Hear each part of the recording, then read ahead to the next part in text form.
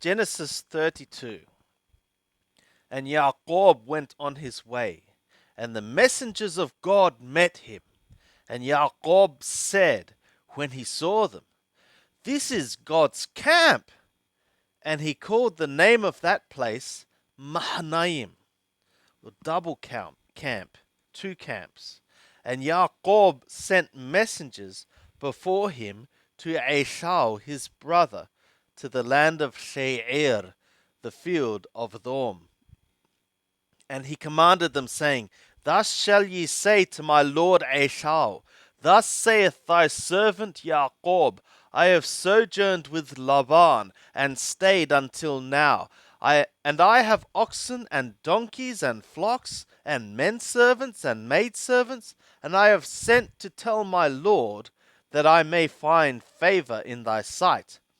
And the messengers returned to Jacob, saying, "We came to thy brother Esau, and moreover he cometh to meet thee, and 400 men with him."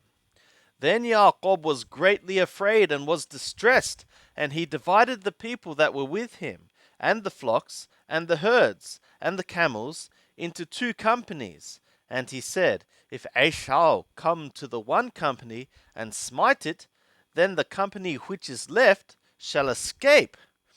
And Jacob said, "O God of my father Abraham, and God of my father Yitzhak, O Yahweh, who saidst to me, Return to thy country and to thy kindred, and I will do thee good.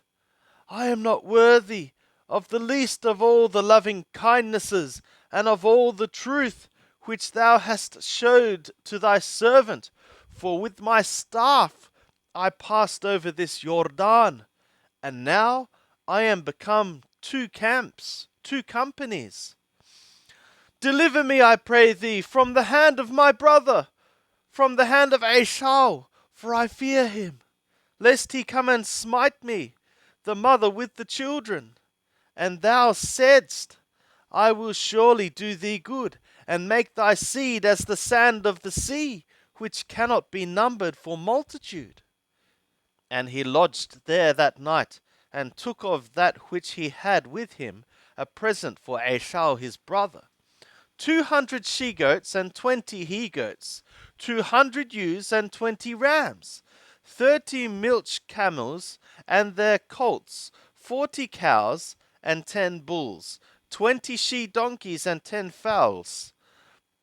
And he delivered them into the hand of his servants, every drove by itself, and said to his servants, "Pass over before me, and put a space betwixt drove and drove." And he commanded the foremost, saying, "When Esau my brother meeteth thee, and asketh thee, saying, Whose art thou? And whither goest thou? And whose are these before thee? Then thou shalt say, They are thy servant Jacob's.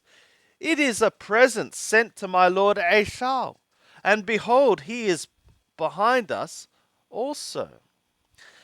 And he commanded also the second and the third, and all that followed the drove, saying, "On this manner shall ye speak to Esau when ye find him. And ye shall say, Moreover, behold, thy servant Jacob is behind us. For he said, I will appease him with the present that goeth before me, and afterward I will see his face. Peradventure he will accept me." So the present passed over before him, and he himself lodged that night in the company.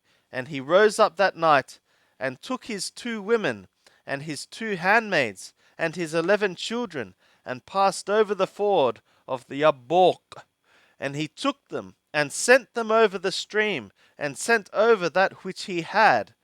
And Jacob was left alone, and there wrestled a man with him until the breaking of the day. And when he saw that he prevailed not against him, he touched the hollow of his thigh, and the hollow of Jacob's thigh was strained as he wrestled with him. And he said, "Let me go, for the day breaketh." And he said, "I will not let thee go, except thou bless me." And he said to him, "What is thy name?" And he said, "Jacob."